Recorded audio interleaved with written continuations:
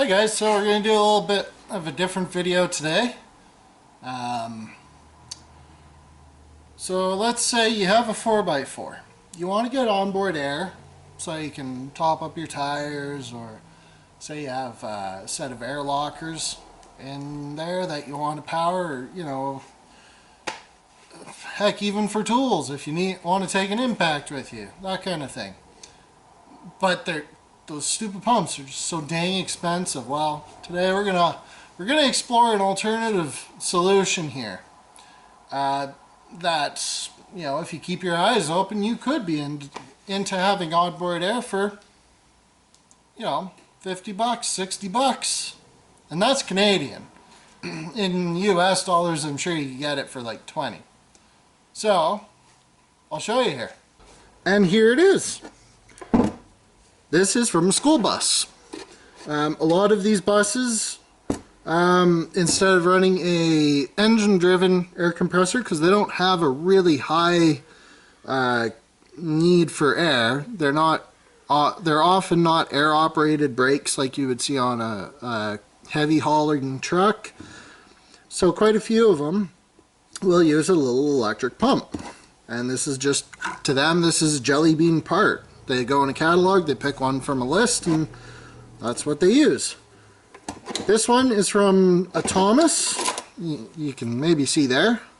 So they're a bus manufacturer in Sheboygan, Wisconsin. I hope I pronounced that right. If not, tell me in the comments. I'm sure you'll let me have it. So is it going to be as good as an ARB or a Viair, or whatever other name brand off-road air compressor? My guess, no, probably not, because this would be a jelly bean part. They're gonna expect to replace them. So my guess, probably not as good. But we'll tear into it a little bit and maybe we'll see. But it looks like just kind of a bog standard off-the-shelf industrial unit, nothing fancy. So it's 12 volts, 18 amps. So you'll want to have a 20 amp fuse minimum.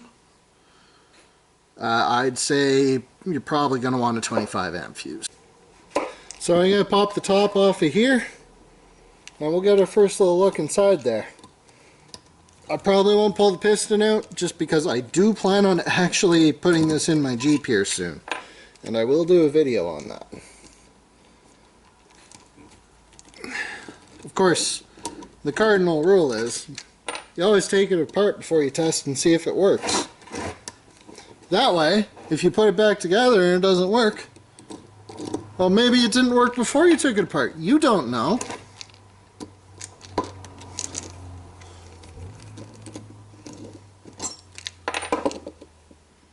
Oh yeah. Oh, so we just, oh, that all came off. So we've just got a little reed valve. Nothing fancy. And our one on the inside, and that's our cylinder. It's actually looks not bad. It's just aluminum, but that's alright. And then our piston there. I'm not, feels like some sort of Teflon or something like that around the piston. So that's our piston there. And the seal around it, which is, yeah, some sort of Teflon or something. Alright, so it took a little doing, but we got the gasket off in one piece. Just gonna set that aside. So here you can see we've got our the crank and connecting rod. It's nicely, you can see it's counterweighted there, and got a pretty reasonably sized bearing there. And this looks like, I'm going to guess, sintered steel. So it's they put a powder into a mold, press it under huge pressure and heat, and it forms a solid. Might be cast aluminum, but that looks pretty robust to me. I don't think I'd be worried about that failing. And it's a shielded bearing, so you don't need to go worrying about throwing grease in here or anything like that. Alright, we got a battery. It's just a gel cell 12 volt. Pretty sure it came out of an uninterruptible power supply for a fiber optic connection. But it'll work for what we need. Just got to make sure it still works. So, here goes. Time to let the smoke out. Okay, that's the intake.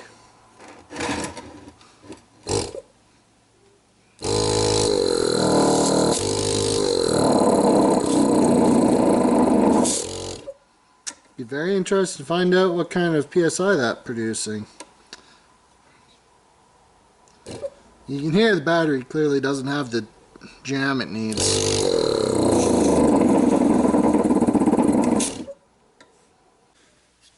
So I think what this is a pressure shut off or pressure switch. So I've just wired it on the positive side, and I'm going to see if with my thumb I can get this thing to build up enough pressure to shut off on that switch. Not even close.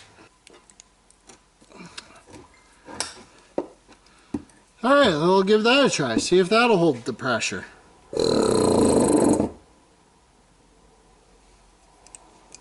Alright, well, it shut off, so now, in theory, when I release the vice grip, it should fire back up. There we go. So it'd be very interesting to find out what that pressure actually was, but for now, that's been enough for me. I think this is good enough. We're gonna, hopefully soon, I'll put this on my Jeep as soon as I can find a little air tank for it. And this, I think, is going to work out really well. Alright, so, all in all, I think one of these, an air compressor out of bus, would be a great budget option. Everything looked fairly well built, as we saw. You'll want to change out this little pressure shut off, but that's, you can probably get those on McMaster-Carr for dirt cheap. Yeah, like I said, I looked on eBay, something similar. It was about 60 bucks Canadian. That'd probably be 45, 50 US, but I bet you if you went to a scrapyard with a bus there, you could walk up, pull this off, take it to the front counter, and they'd probably just give you the thing, or you give them 20 cash and they'll probably let you walk out the door with it. Seems fairly well built, so I'd say if you find one, grab it. I think it'll work great. So thanks again everyone for all 10 or 11 of you that have subscribed. It actually does mean something that people watch these things. A small update on the MG for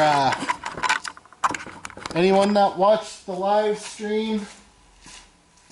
You saw we were working on engine mounts. Well, kind of went sideways when I ran out of welding wire. That's why everything is exactly where I left it at the end of the stream. I have welding wire. Turns out it's the wrong size for my welder because it only likes one size of wire for flux core, one size for solid core for gas make. I'll do a little review on that welder later. It's actually quite a nice little unit for the price.